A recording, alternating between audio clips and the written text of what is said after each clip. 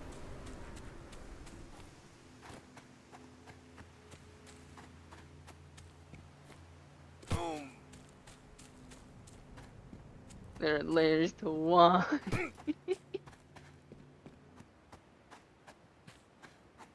Those are cool, Zeal.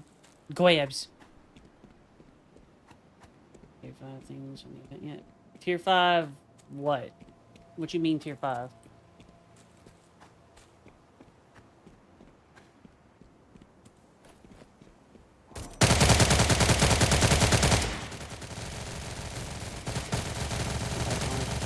Yeah.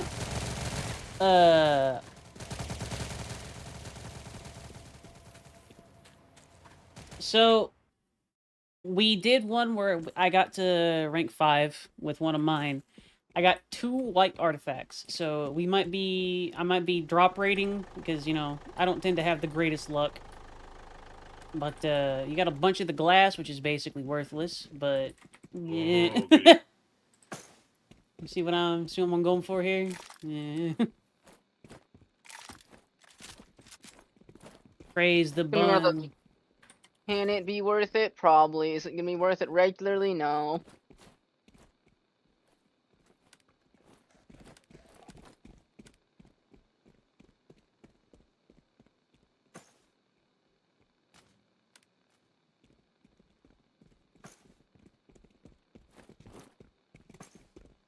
And it's not that you get big artifacts, Shork. It's you can get big artifacts. Remember, You have a these- chance. these devs are pieces of shit and don't reward your time sometimes. So grumpy. Such a grumpy dev. Such grump. You're not allowed to just do things and get rewards. You gotta suffer for the reward. Suffer. La, la, la, la, la, la. Quick kill, make the clan art anomalous. That's a pretty good one. Oh yeah, Shark, I got my Spash 12.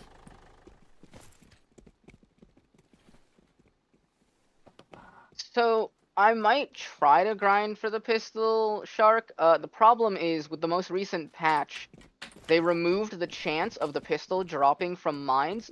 The only place that gives a chance at pistols now is Forge 11. And once again, you can get 1 shard, you need 100. Meh. Kill them dead So- boomers. That might be the part of the event that is the permanent part.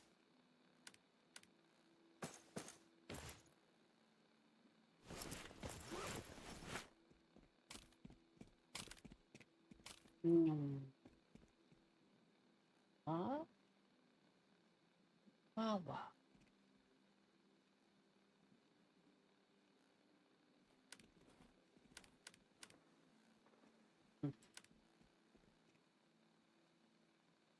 It goes in order. In the home base, the highest Arty rarity you can find is blue. In mines, the highest rarity Arties you can find is purple. In Forge 11, you can find red and golds. Ugh. So ideally, everyone will want to do them in Forge 11, but everyone's also going to want to grief them in Forge 11. Yep.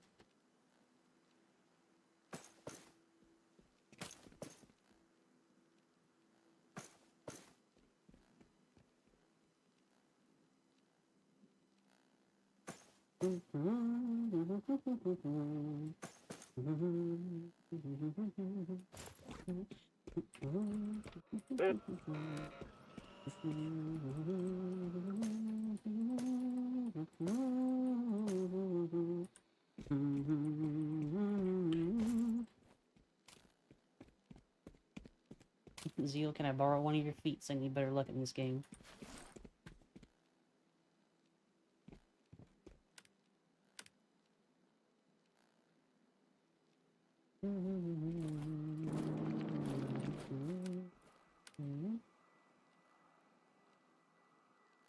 Have you looked at how Raisin looks yet? Not yet, no. Hello. Bah. People are... Raisin. Raisin. Right. Oh yeah, I've looked at that one.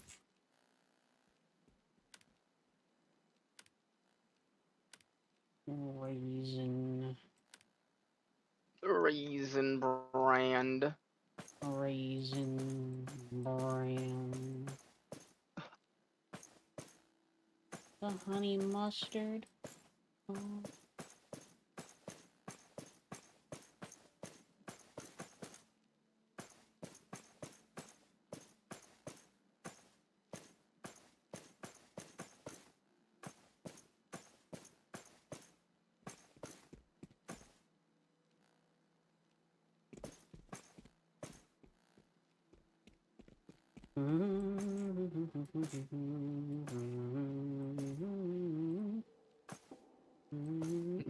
Why did Raisin Bran make you think honey mustard? Honey mustard. With the chicken tendies. Oh. Goofball. Goofball. Derogatory. No! No!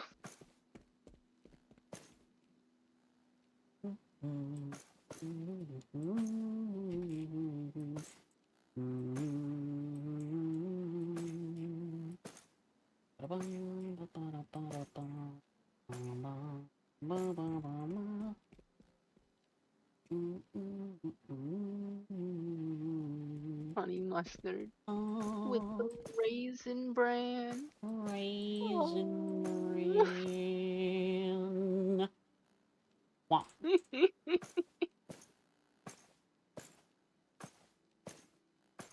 Oh, you do the same thing I do, except you do it vertical instead of horizontal. Nah. Yeah. Ordering them, you know. Gotta be nice and A pout neat. that made me pout. But you said something funny, Zeal. I had to say it again. Raisin bran. Grab Zeal. And I have not seen any new codes yet, but I also haven't been looking.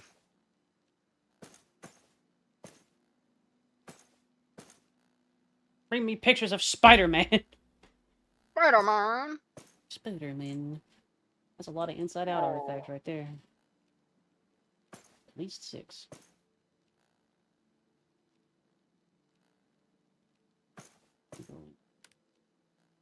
Special shelf. I need to organize my actual artifact drawer too, but I haven't done that yet. Yeah, get him. Yeah, heck you, draws co-pregnant. How do you access the inside out, Nielsen? It's like that's right there. It's the big. There's you go outside. There's big ass purple zones. Go there. You gotta be up north though.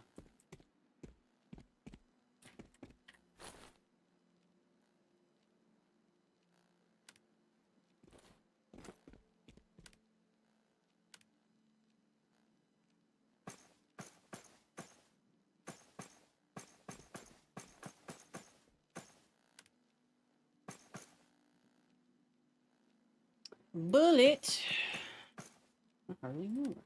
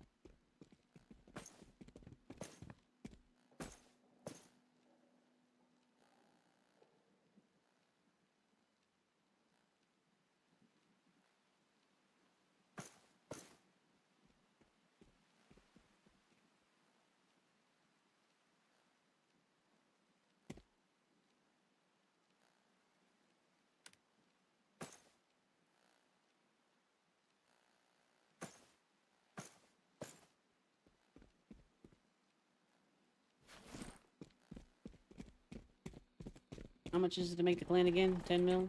Spiffy ass. 10 mil, yeah.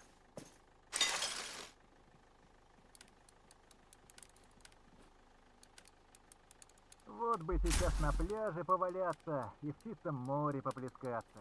а не по болотам и лесам шастать. That's the bun. Eat well, bun. Night night bun. That's a good bun.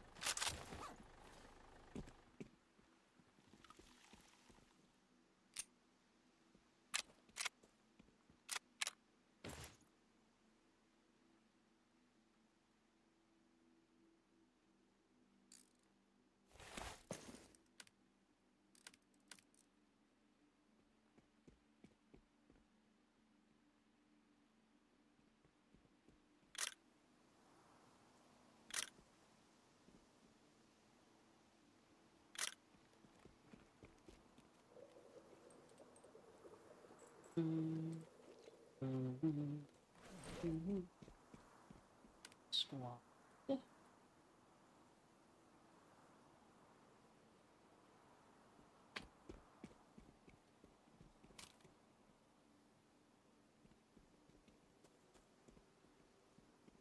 Okay, so you can't get late.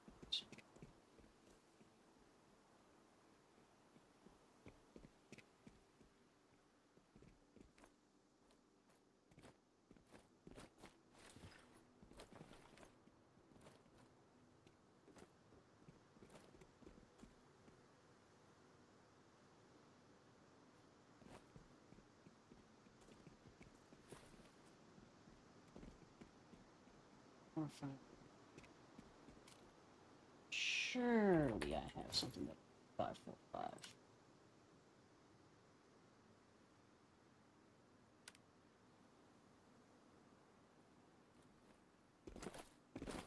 I'm just sitting here looking at this name like I don't, oh. You good?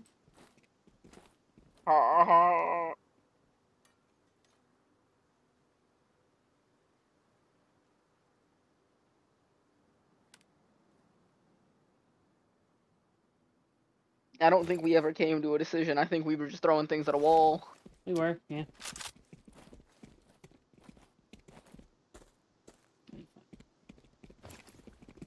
Come on.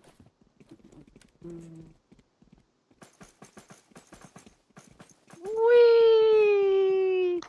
Bro's going a fucking wall. Damn. He's just a little guy. I'm just the littlest guy. Oh, you can't be mad at me. Look at me. I'm so silly. Nah, I'll get him. No, no, He used up all his luck. He kept talking. no. Kick his ass.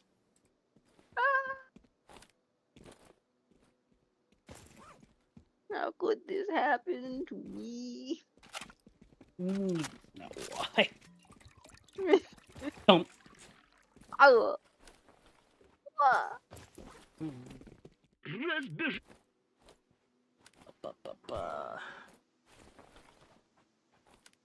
As in.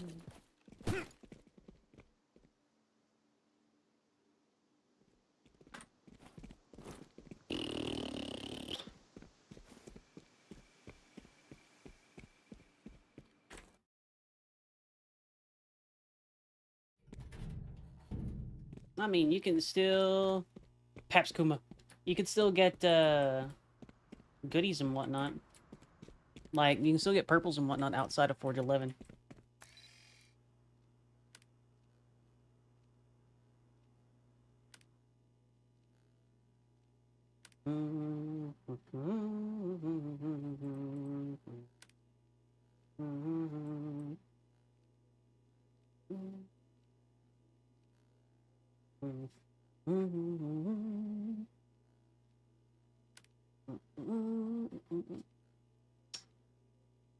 Radio transmitter. Pickle. Man, I should could nom some of these artifacts, huh? Yeah, absolutely. They look tasty.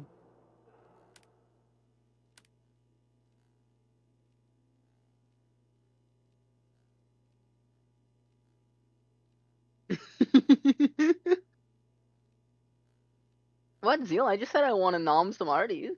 You know, just they're tasty little snackos. Band's shark. Wet.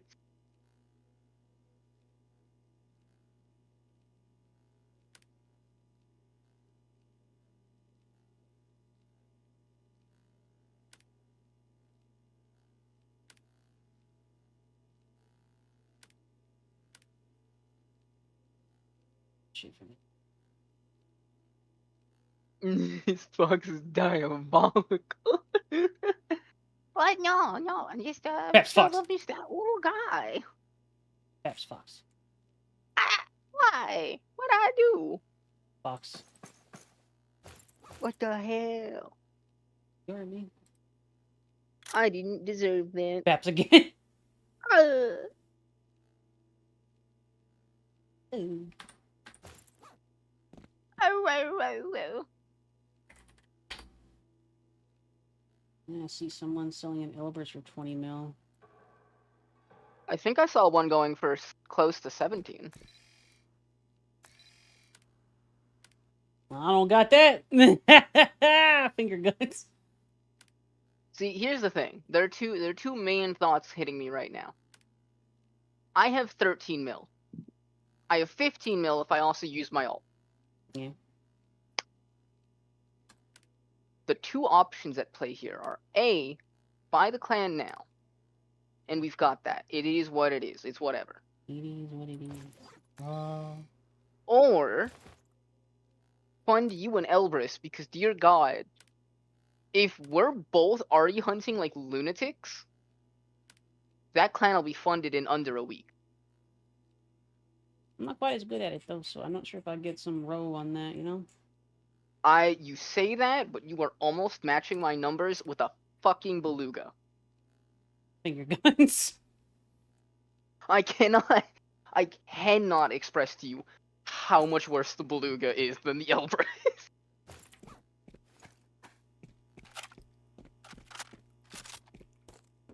Man, fucking how? I have a beluga. I fucking Pat's the shark.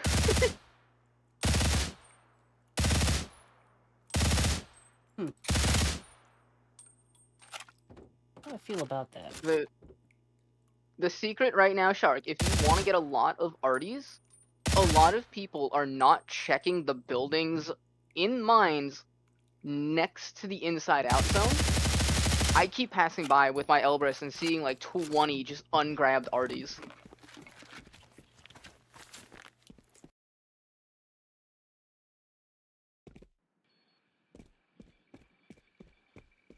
I think they did. I think the obscene amount of arties from earlier today had to be a glitch. Because it was obscene. I have never actually fully maxed out my inventory, slot by slot, with artifacts before. Pretty wild. Can we do centrifuge for me? Yeah, where you want to do it, Seppi?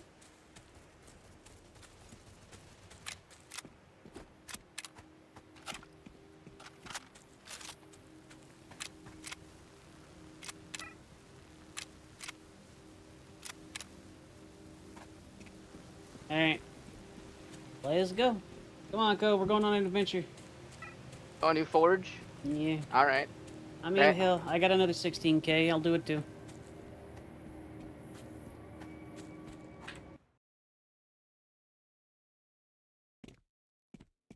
I'm gonna run up to the account. This means whatever. Boop. Split. We're not going to the forge. But Damn. I am getting another 16k goo out, so we're gonna do that.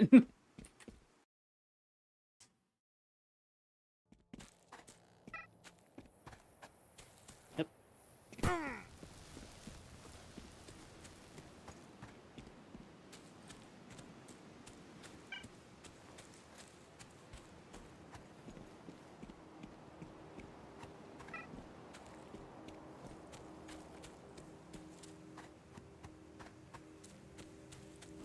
I mean, we're planning on making a clan and whatnot, Nielsen. If you hang around for a while, talk on chat and whatnot, and interact, you might end up getting into it.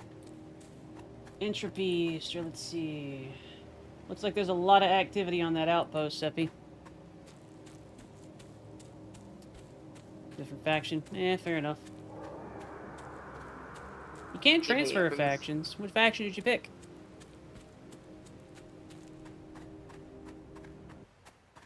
Forge it is. Covenant. Ew. Damn. True, but damn. We gotta give him credit. Not a mark. That's fair. Also, we say that in a teasing manner. We don't actually care. Since you're fairly new.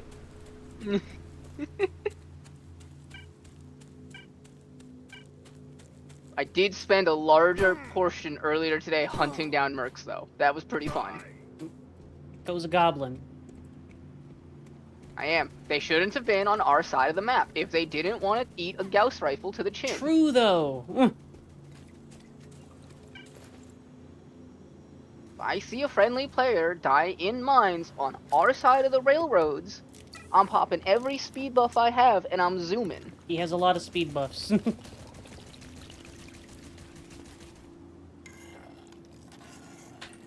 Alright. You want to plan? I don't know, Icy. I don't think so. We ready to go? I'm ready. Alright.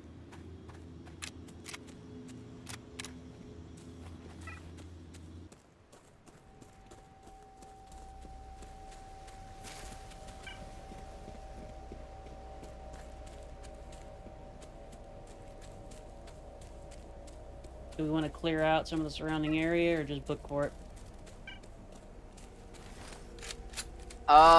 They're in a pretty convenient spot for us to just book for it.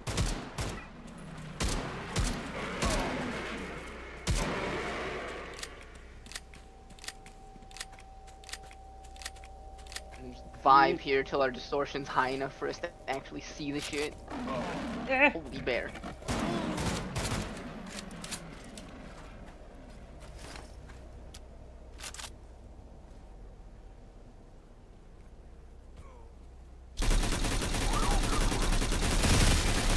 Instead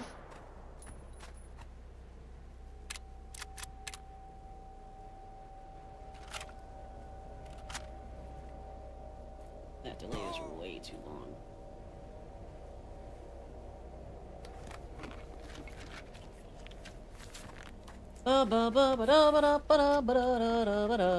You know, trigger them both at the same time, Seffi? You can. Whenever we can see it, anyway. Whatever.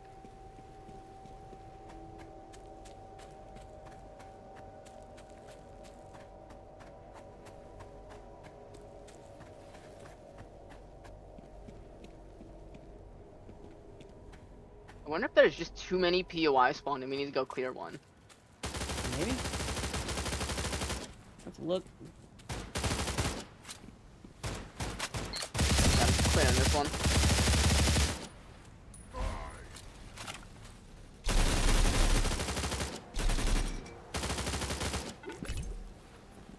Yep, there we go. Yep, it looks like you were correct. Alright, We have the only... loading them up.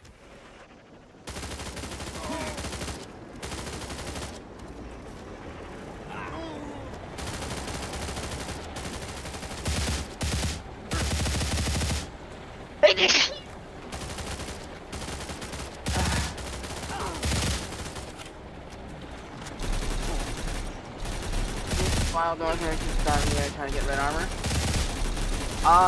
You could. If you want a lot of gamma data fragments though, and the battery stuff, go to labs. No one is there and it's super easy to farm these signals right now.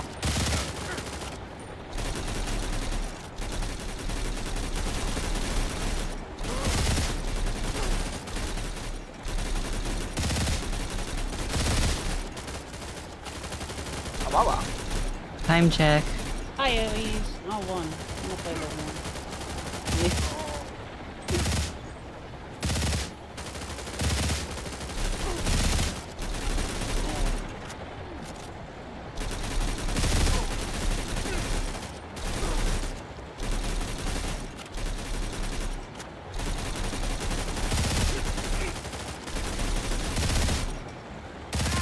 How you do, Aries? Oh, she's Aries gone. already left. Aries, no!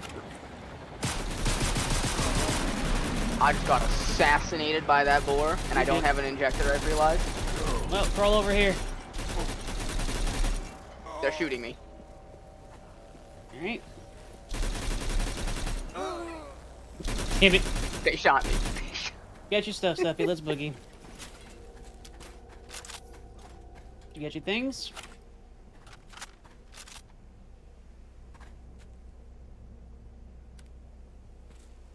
I got 3 Arties that time, all whites. Alright, let's go. Takes Aries up. Fluff, fluff, fluff. I do time. Pat that bird. Go, you want help getting your stuff? Or you want us to boogie? No, I can get it. Alright. But, hold on. Ares is here, but we have to have Ares here in spirit too. There we go. Yes. Yeah. Look, Aries, it's a little burb, just like you.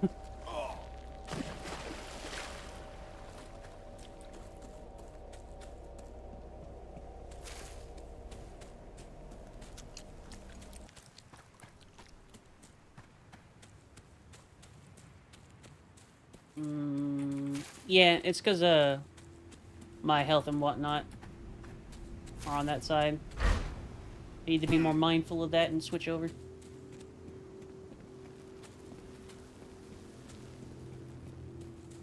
This does also have the added benefit of occasionally censoring chat when people get a little spicy. Yeah.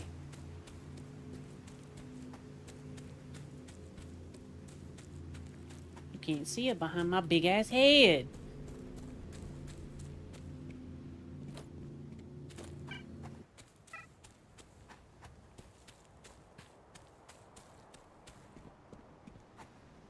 I can tell you one thing that'll make me crash out, Co. Is if we do What? end up doing a cleanse or something in like Forge 11, if we end up trying it, and we get whites from that, I'm just gonna be like, well, oh. Yeah, you know, that's Stalker. That is precisely the reason that exit camping was so heavy in the closed test server. Yeah. Oh yeah, they had to end it early because people found exploits to abuse reviving, Yeah.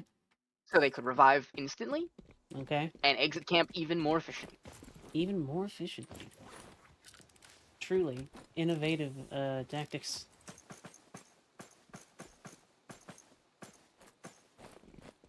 Clan tag zeal. I think that's pretty good, honestly. I'm feeling it.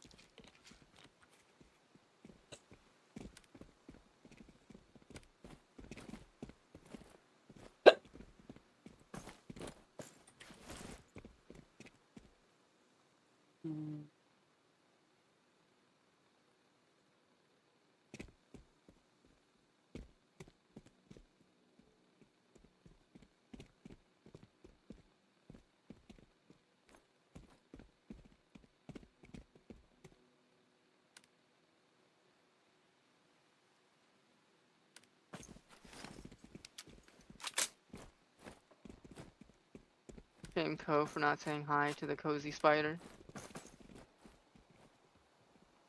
No, Shark. I Video? am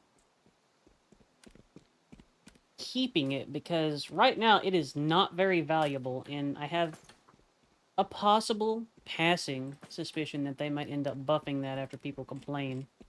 So... Ого, глядите. I call it a vanille. I did the caw. Caw.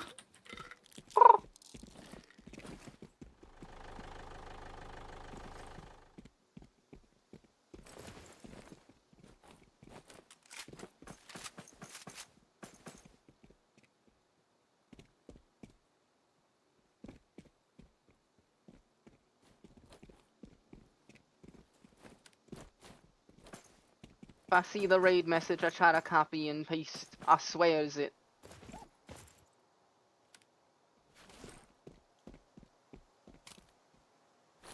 Extra bird. We like extra bird, though. Oh. Extra bird's pretty neat. Extra bird is good. That's like Speaking of extra extra, speaking of extra bird, I did get extra egg artifacts for the bird. Nice. That'll make her happy.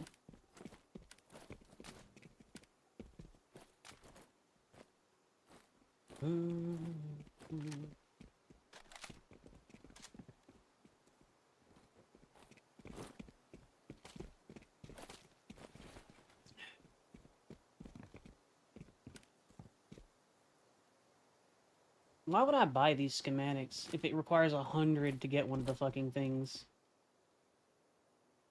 Purely so you only have to farm 90 instead of 100. Yeah. Do you want to know what the reward for doing the tasks in the closed testing server was? Go on. 3 schematics.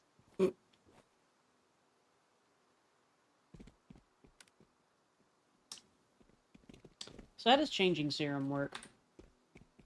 So changing serum is if when you get an Artie, say you get a purple, Mm-hmm. it will be anywhere between 115 to 120% as like a cap. Mm-hmm. Changing serum will let you do 2 things. The first is it'll let you re-roll the Artie. Okay. So if it's a 115 minimum and you rolled a 116, you could change it and maybe get a 118 or a 119. Cool.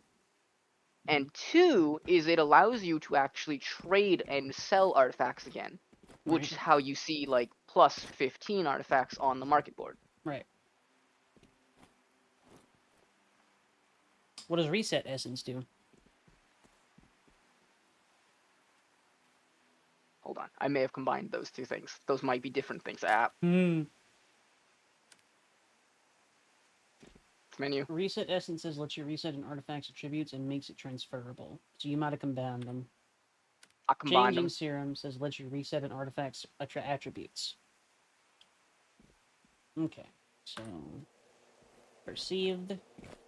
I want the changing serum. I'll be 2,500. Sure. Inside out gift. Let's get. I can get 5. I'll wait until I can get 5 before I buy another one.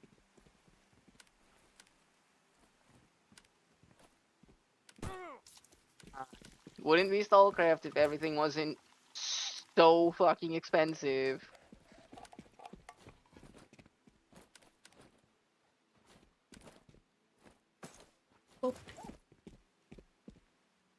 Yes, and it was really easy. Shark. О, привет, привет. Привет, привет. Do I even want to say how many tasks I did today alone? Stares at Co. You know, you should say first so that I, get a good guess. I don't think I will. You go on. 216. No. Co do be gotten that artism. I was gonna say, majority of those were A, artifacts, and B, if you're in a party with people who are doing the POIs, you get credit for them even if you don't touch those, Delicious. which is tasks. And if I'm in a party while I'm arty hunting, I was getting like 6-7 tasks a minute. Alright. Farming it is. I want to get the Mark 47 mutant. I've got all the things for it, so. Also, to correct something that I was trying to say earlier that I don't know if you fully read or not, the legendary part 1 of weapon parts, those do not expire. Okay.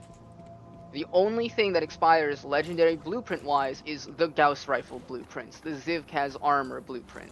Okay. I recall So, you correcting yourself on that. Yeah, I listen. I appreciate though. There's a good I'll fox. sure. That right there is a good fox.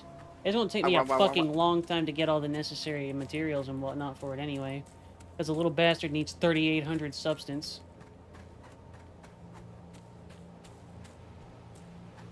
Yeah. Funnily enough, the Gauss rifle has very much inconvenienced me with how fucking expensive it was. You don't say. So like I'm low on a lot of things again. Red fern and like substance, I'm not low. I will never be low on those ever again. But I gotta refarm gamma data fragments in labs for a while. Wagment. If he's asking what all the inside out arties are. I see that. I'm just finding a picture with all of them because it says it in the thing because I don't want to type that all out. Labyrinth shark. Labs for short. I know you colorblind, but not illiterate. Pat shark, pat shark.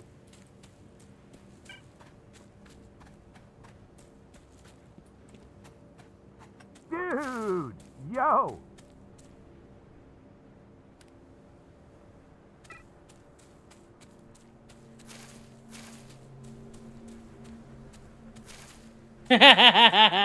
Rah, shark noises. Uh-huh.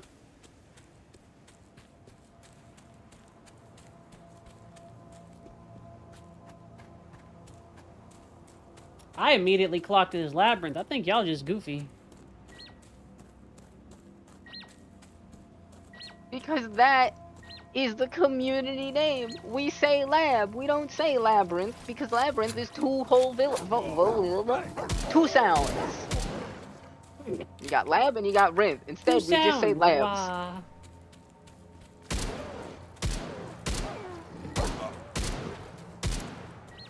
No, because it's a labyrinth. Because it's physically built like a labyrinth. You will get lost in there. I never get lost. They probably skippity too.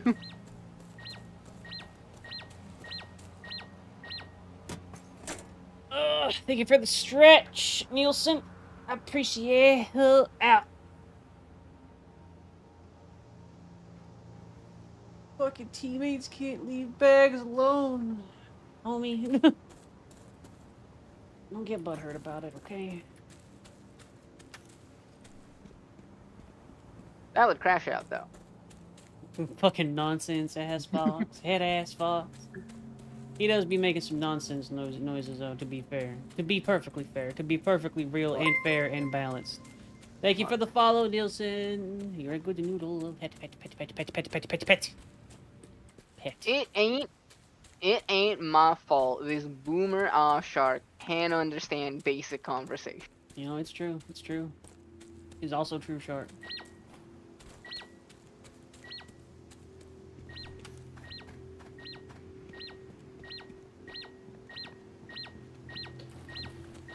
Skibidi Riz, Ohio Maxing, Shonk. Fox stays auspicious when he means suspicious. I do.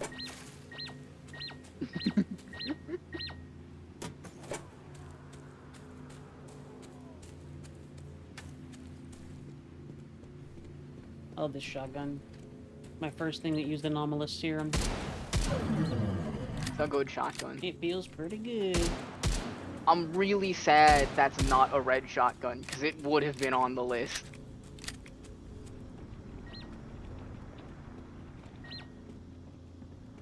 I feel like it can compete. I feel like I'm hoping that the gap between high, veteran, and masterwork isn't too bad.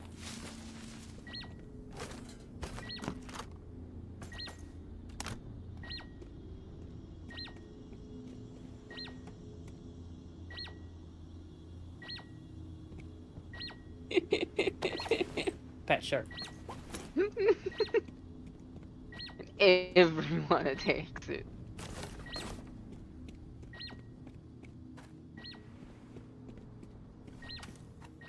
You got them good shark eyes, shark. They're a little wonky, but they let you do the things that you do, and that is pretty rad. EBH.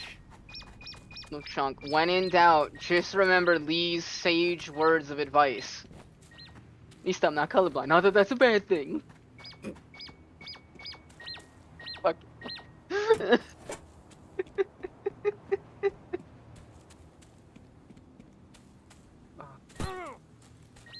That's a good memory. Listen, Cephine, don't be bringing your upside down logic up in here. Australian.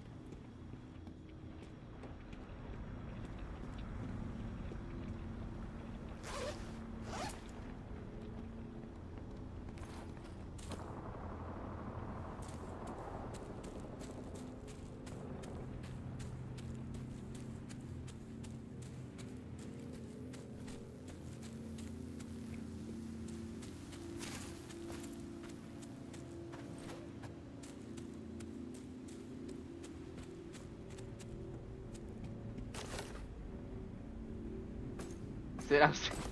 Eucalyptus feet. Oh. Trees. Yeah, oh no, a tweet. Ooh. Oh no. What you sound like, Cephine? A scrub. Oh, scrub. Oh, shrub scrub. Oh, goodbye, world. Ow. You want to know why California has so many forest fires? What, Cephine? Come on, tell us the story. Punk, nerd, goober, dork. What's it about? Ain't about shit. Lord, I hate zombie POIs. Where did you find a 3-3 stash? You can buy them in Rise Base, I think? Yeah. It's a Vedowin stash. Veda win game.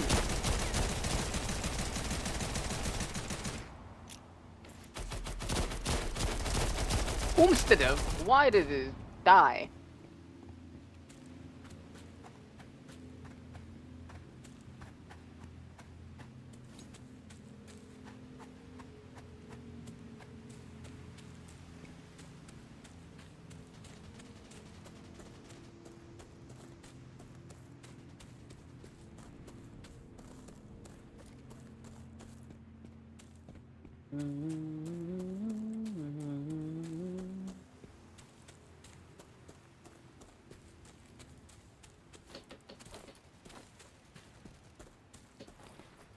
Oh, I can get into this train. How neat. Is this an entry into a forge? It looks like it. Hmm. I think you need to leave the train, but maybe not.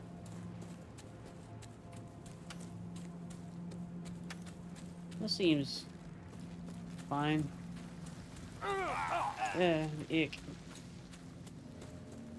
See, You know, I've the not- ominous red pools aren't dangerous. It's just pools of blood. It's fine. You know, I've not actually been to the pools of blood. That's kinda sick.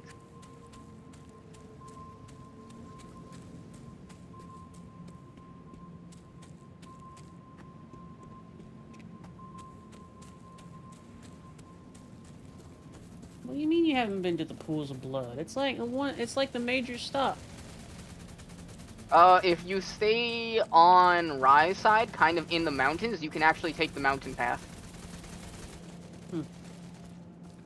Tallow is is the lard counterpart, Sephi. Yeah, every Inside Out arty is reflective of a normal arty. It's kinda cute.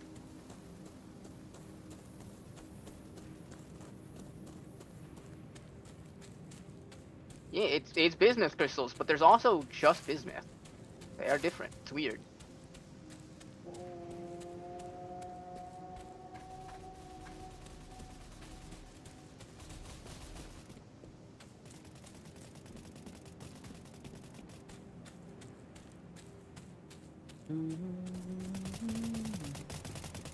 Well, if you don't tether. Alright.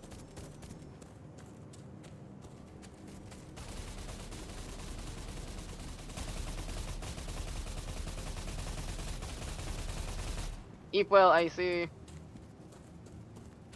Night night, Icy.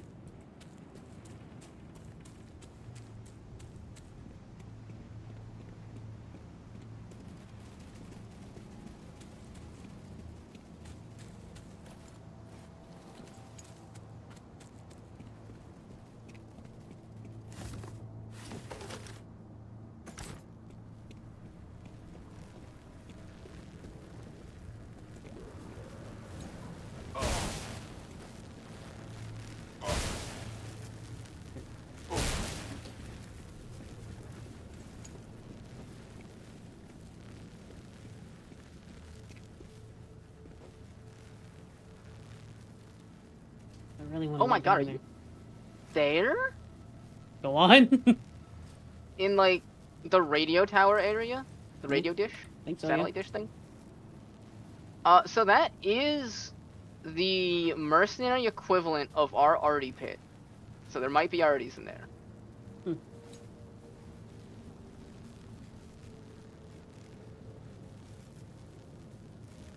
Not seeing nothing.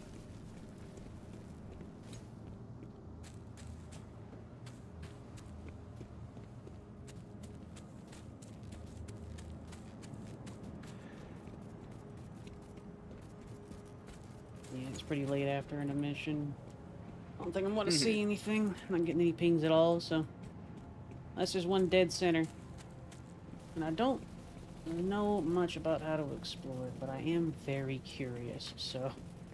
Yeah, navigating that area first time is weird. All of the spatial anomalies are dead center, however.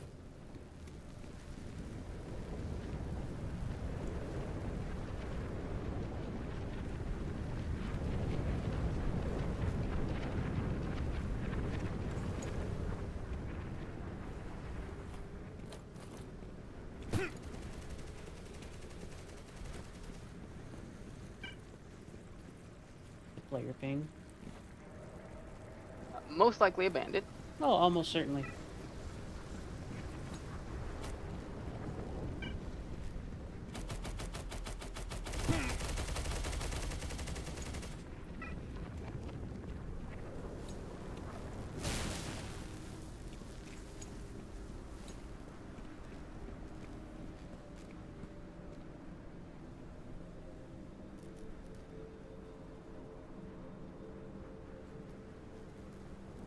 Yeah, no joy. Exit. Eat well, Kuma. Okay, so there are two ways to exit. In the very center, there is a teleport that you can take. You kind of need to get to the top. Or, you can mountain goat on the northernmost wall. Billy goat.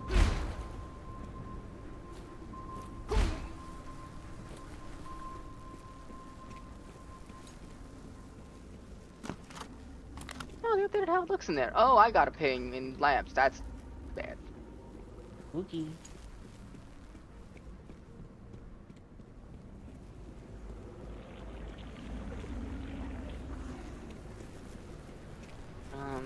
What is that? Covenant side of the map? Alright. Keep that in mind.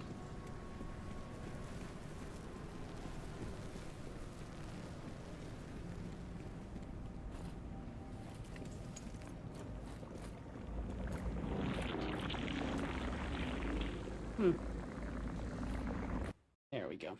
Kinda, yeah.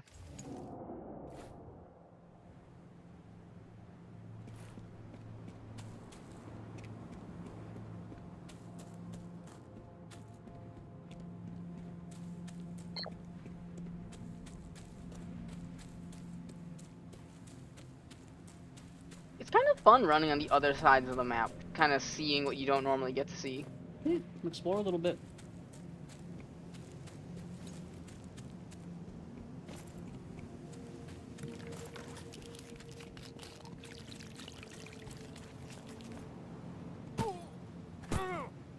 Wee.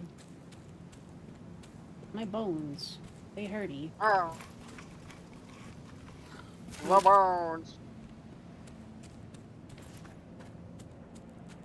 Let's see.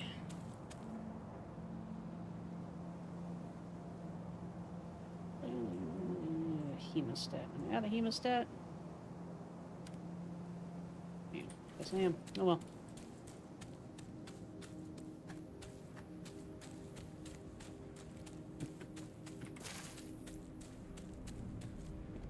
Wee. Damn, that's a far jump. Yeah. Zoop.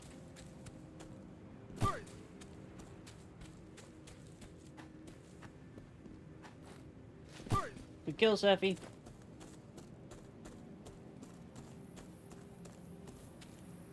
Ooh. Seffi, no! Oh no. Wait a minute. What is Frontier doing here? Good question.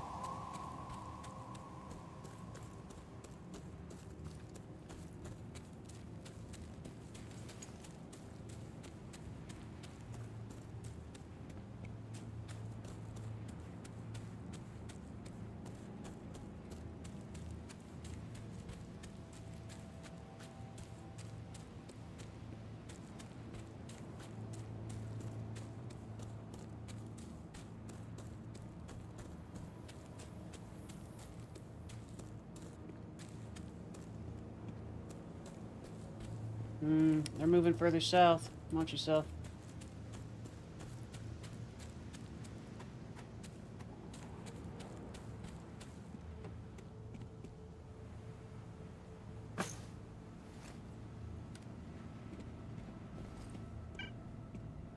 Being on me. That's not good. Grabbing speed stuff and I'm on the way. Mm-hmm.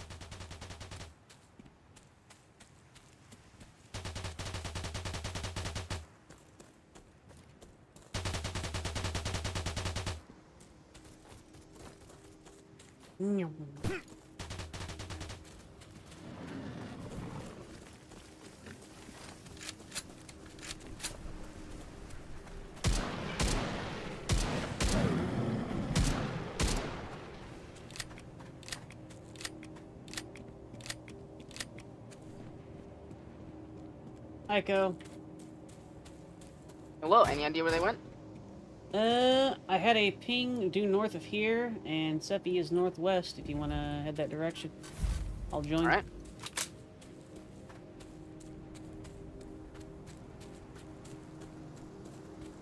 Indeed, Catnip. I wanted to play a little bit. They did a really big update yesterday, and it's been pleasant. Yeah, real fun.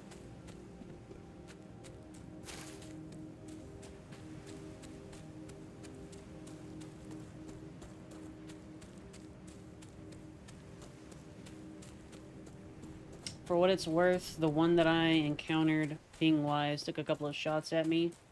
They're northeast of us right now, assuming they didn't go back to base. They did have a silenced weapon, so if you hear anything kind of subtle. Mm-hmm.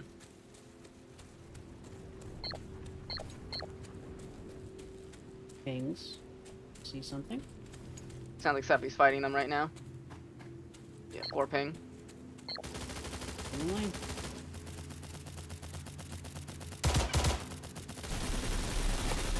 One blow, nice. Go. Might have a second one somewhere. Unsure, but that was Frontier. Spicy.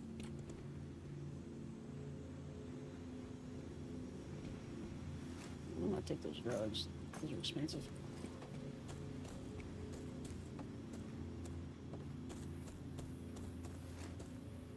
Was that the one that killed you earlier, Seppi?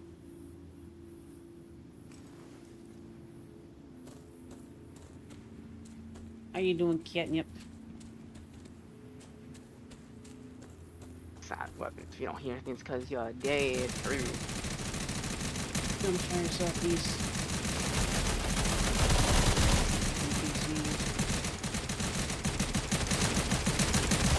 A lot of NPCs.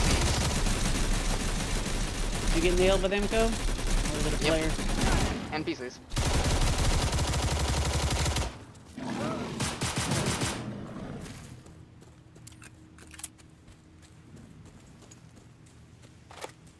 Back up. Alright. Cool, cool, cool. I didn't do much, but I kind of shot bullets at him. Meh. Good enough. I did not do a lot. I kind of just looked at him. Not to startle the fuck out of him. Straight shot or silenced weapon.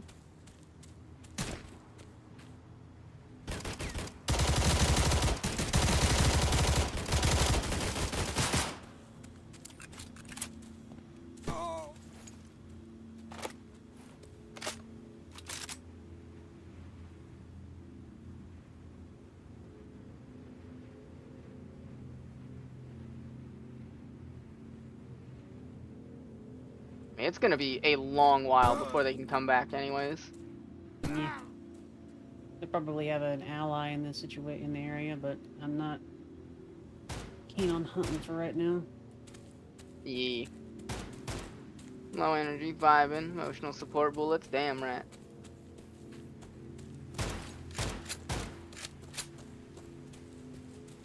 Perfectly okay. If you get if you want it, I hope you get some energy and whatnot back. I see an Auri down there. You do indeed. Woo! Let him go. Woo!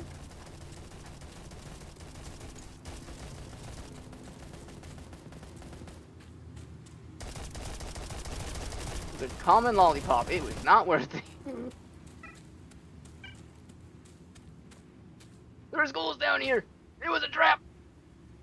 Alright, that's pretty good.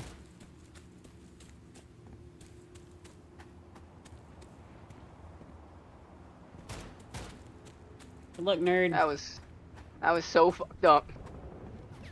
How funny, though. Third unknown Turn thing. him.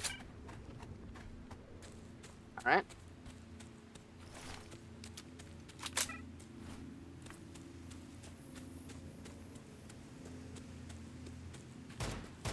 Okay, so if you corrected, it's an ally.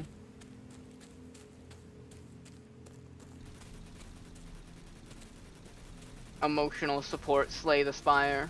That Yeah. sounds like a good one.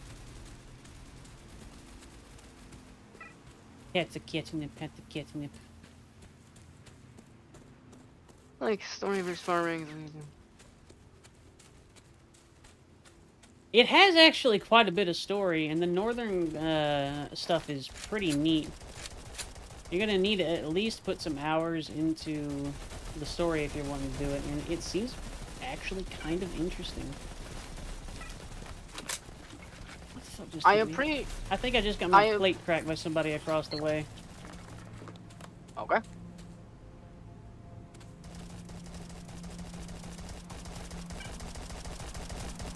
I'm in Seffi. Oh my god. That is a big pig. Oh no.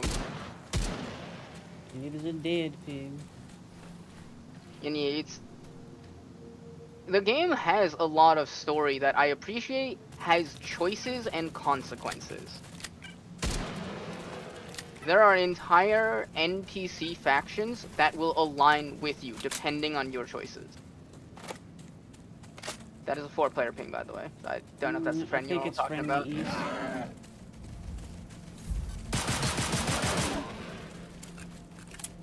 Is that a signal dungeon? Hmm.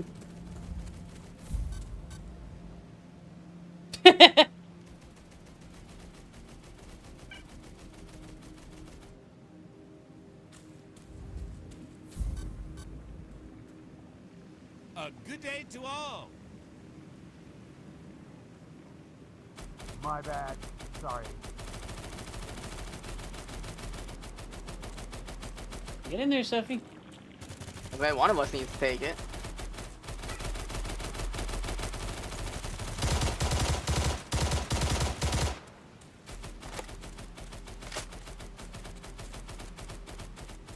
Did you give it a shot?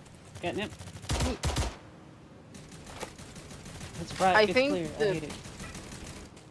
I think the forced PvP aspect and how grinding works, along with like how the bar is kind of functionally, Yeah. I do think Catnip might have a rough time with that. That's true, that's true. I think this game is one of the most egregious forms of PvP only exists to grief other players until your endgame. And even then. I mean, you can get goodies and armor and weapons and whatnot, too. Or not. Yeah. Chains.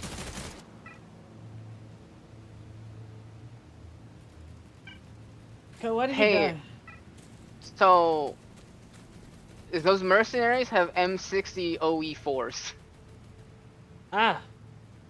So you fucking died, huh? He put my ass down like a fucking dog. He had 6 headshots in an instant. Oof. The prophecy, Sephi!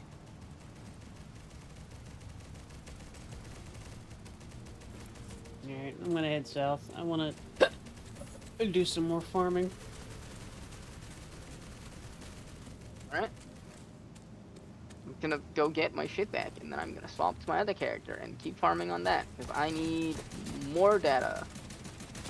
More data. Data signals. What's your data in? Gamma data signals. Well, you need gamma data signals. You need gamma data trackers.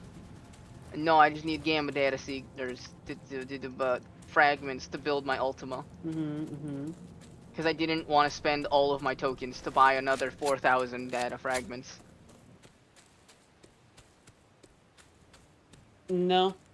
I was around, Sephi, but then I left as you came out. I died. Yeah, I was Ko got killed. Ko got killed, shot down like a dog. There was a mercenary hiding in a tree, and he did not like my existence. I thought that you had came out, in which case I'm going to come back. Because there was a ping around where Sephi is at. It could be friendly. Or it could not be. It'd be really funny if the Frontier saw Sephi go into the portal, saw all of us scatter, and is now just waiting there. Sephi, no! Sephi died.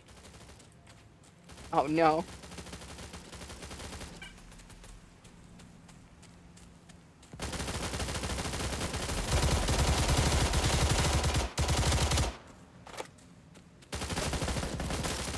Thank you. SMG, Zipka. Yep. The tale's old as time. God, they're insane. That's because the dude turned his SMG into A10 mode. He saw a warthog fly through the air once and went, I can do that. The barrel instantly overheats. Third ping, I think, left. Fourth ping. Ooh, not friendly. Ooh, ow, motherfucker. God damn it. It is 2 of them. Yep, I'm down. So I'm gonna be trying to rejoin as quick as I can. Yep. They're being pushed on by AI as well, so I'm trying to take advantage of that. Get him. Ass kick him.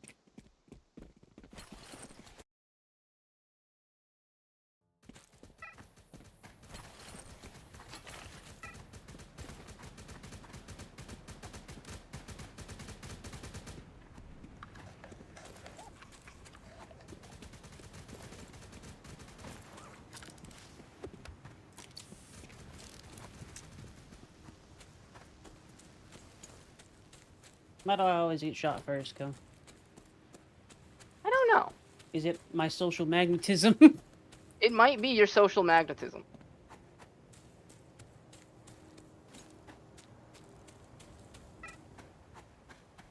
But I'm in a fairly intense firefight with the 2 of them. Coming in on Sephi's trail. It was shots from the east, if I'm not mistaken. My left while I was running back. On like that hill area. Okay. I'm still being shot by them. Yeah, one is rotating right on ping.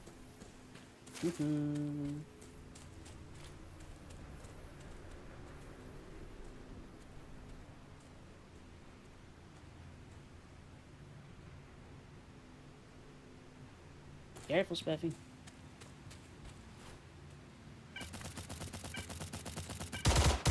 Zone scum on the horizon. Got one. Good kill. Yep. Fiend is on the other one, so I'm gonna go push on with the Fiend. Okay. They jumped to safety. Getting Speffy. I did not jump to safety. Go. Why did you follow? Because the Fiend slapped me for half my health bar, and I did not have a choice. Fair enough.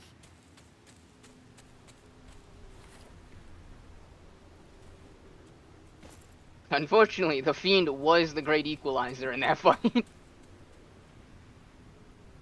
So it goes.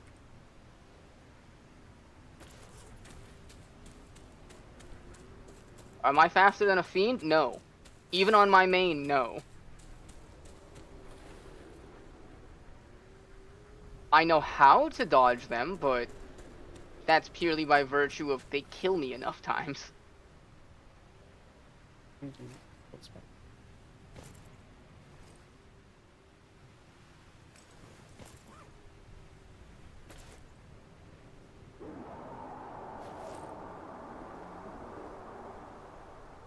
Back on station. Roger. Haven't heard anything from the one that you chased. Fiend dies, they killed Bottom it. here. Did y'all loot the body of the first guy? No, we were holding, waiting for you. Alright. No, where you put him down? Yeah, it's back over here area. Hmm. Kind of like vaguely in this area. It was a little difficult to track with the Fiend. Fair enough. Fiend do be dangerous. Yo. Found it.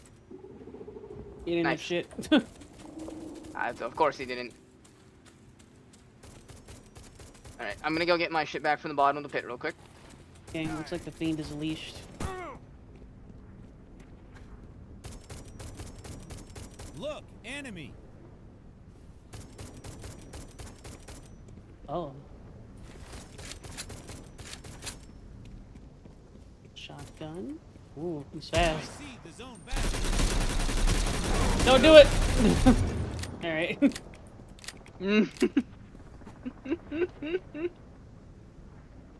Fear react.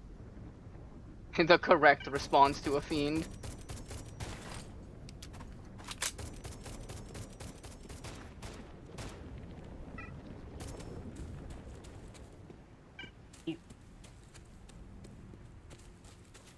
Alright, so the one person that we lost was a sniper with a silenced rifle. A. I am very convinced he fell back and they're gonna regroup and they're gonna try to do the 2-push again. Or they're gonna back out because they failed the 2-push twice already. Makes sense. Do we want to fight it? There's not really a reason for us to fight it. They're not even bringing resources for us to get. Yeah, fair enough. Frankly, at this point, they're not really a threat, and if they kill anyone, we can just hunt them down again. Nuts, nuts, nuts. Is that our motif? Is that a thing that we do? We hunt down people who hunt others? That's what I do. I like that idea. It sounds like a tenet of the clan. Good. That's just how I justify the bloodlust. I mean, I don't have bloodlust. I'm just a noodle. If you're PvPing someone who wants to PvP, fair enough. Throwing hands. Have fun. Go at it. Yeah. PvPing people who don't want to PvP, not fuck off. It is time to do. That's how you get a fucking Gauss wielding fox approaching you at Mach Jesus. Skittering noises. Take those. Use a player body. Oh my god, that's another Frontier player body. Yeah. What the fuck are they doing over here? Mm.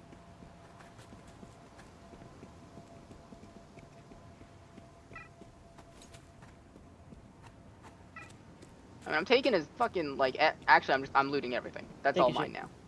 Yep.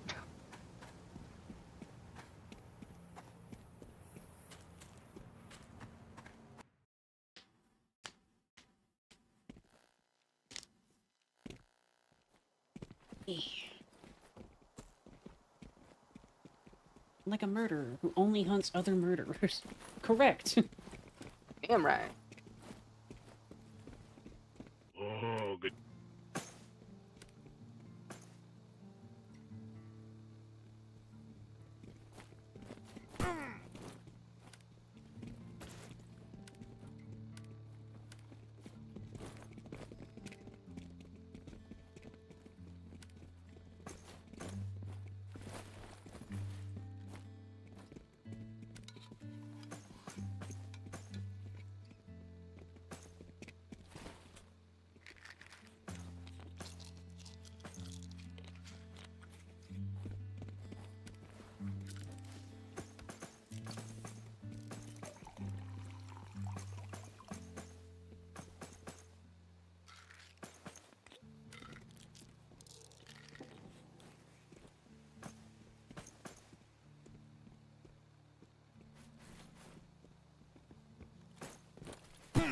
You crave the sweet release of Sephi.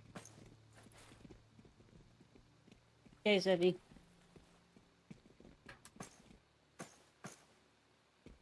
Sweet release of Durg. Yo! Sweet release of Durg. Durgan. Haha, Durgan noises. Rare. Arr.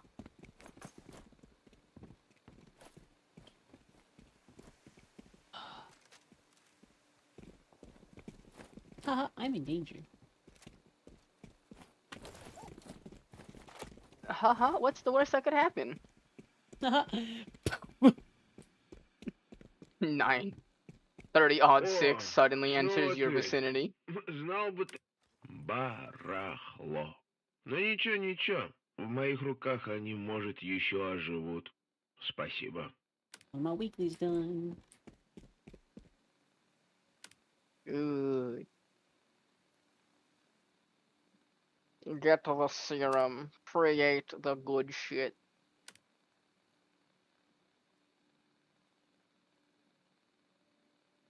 It's gonna want me to go this time. That's not far away.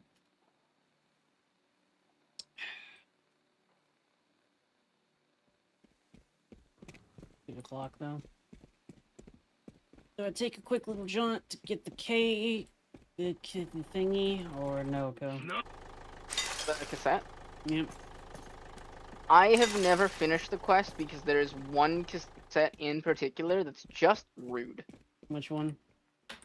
It requires you going into like a far corner of Forge 11 in a building that's borderline puzzly to get into. That's kind of neat.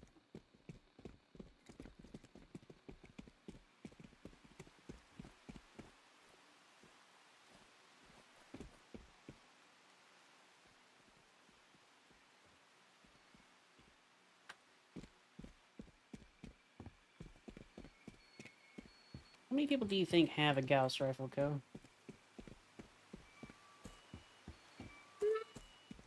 I don't know. I'd wager only a couple hundred. Привет, привет. Because the thing is, there are 3 main ways to get the Gauss rifle. You had it pre-Project X days. You got it from placing top 50 in an event that gave it, and there were not a lot. Like, the cosplay contest is one of them, but even then, you have a choice of a Gauss rifle or something else. Mm-hmm. And alternatively, the way I did it is if you waited and got season parts from act tickets. Snip. What the Hmm. fuck? Oh, wow. But even then, a lot of people who got act tickets didn't actually get the Gauss rifle because they got armor instead, because the legendary armor in this game is ridiculously good. Legendary. How ridiculously good is it? There is a combo suit. Let me go look at it again real quick. So, there's the 2 main armors. There is the Zivkaz M2-C, which is a combo suit. Off rip, Будь как дома, путник. just 200s, 300s everywhere, base protection, a 40% flat bleeding protection, 216 base armor at level 0, 30 bonus carry weight, and 3% periodic healing. Not bad at all. Every once in a while, you just get a shit ton of health, and of course, level 0, plus 15. I think that hits close to 320, 330 bullet resistance. Yeah, it's pretty Like, rad. that's almost cap on a combo armor. And then the other one is the Albatross Heavy Assault Armored Exoskeleton. Straight up -1 to bleeding, so you lose 1 level of bleeding every second. Dying to bleeding becomes hard just wearing the suit. On a it's also technically a combo armor, which is weird. I kind of don't understand that. So it has all of the combo resistances of 200, 300 across the board, Mm-hmm. and 239 default bullet resistance. Mind you, neither of these suits have red stats.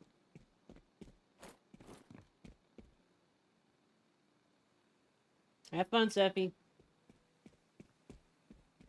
And then yeah, both of these were also, you got these from event rewards. It's why I will laugh lightheartedly at people if you die to someone in a legendary piece of armor and they are running the Zivkaz M2. Привет, привет. Sometimes you will see an extra number, so like M2-C-32. Mm-hmm. That means they placed 32 in the event that gave the suit. Mm-hmm. Alright. Neat. So I'm curious because it does seem that in a very soon update, sometime this year, sometime around summer, I think they mentioned, we are going to be getting an end game method to farm legendary gear. Interesting. Exactly. If a masterwork event pistol costs 100 points this way, how bad is the farm gonna be for legendary gear? That's my first initial thought. Exactly want to Because consider it, because that's gonna be a bitch. it's gonna be a bitch, and it's, you know damn well PvP is gonna be a big part of it. Mm-hmm. So I'm interested in seeing how that plays out. I am not going to go back out. I'm going to be a good noodle and EP. Please give me goodies. Yes. Yes. Asks. Level. I have not. That's fine. There. Anything I want to spend any of my doohickeys on? I could do a little gamba. That could be fun. You could. I wouldn't recommend because it's a special. I would recommend saving, but you could. Well, I mean, I'm not gonna do that gamba. I was talking about the inside out gift thing. Oh, that's a good gamba. We like that gamba. You don't really get much for it as a thing. You don't. It's a lot of just like praying you get the masterwork parts or the hideout decorations. Yeah.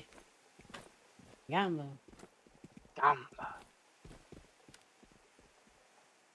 I'm sad you can't preview the artifacts moving, because they do move when you put them in the hideout.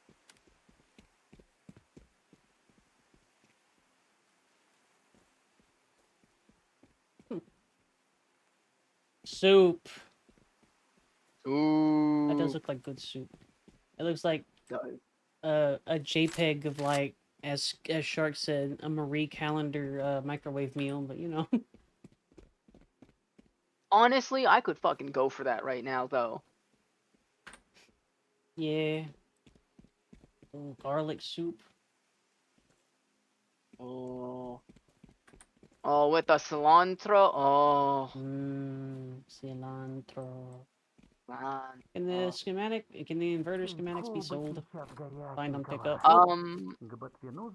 That's a great question. Does bind on pickup? No. Which makes their 20,000 barter value even more insulting. A little bit. Like, if you do a level 5 signal in Forge, you better get 3 to 4 of those per. You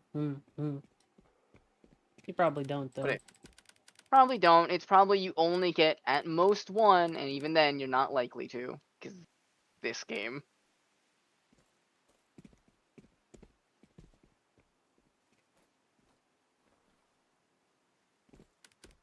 Augie.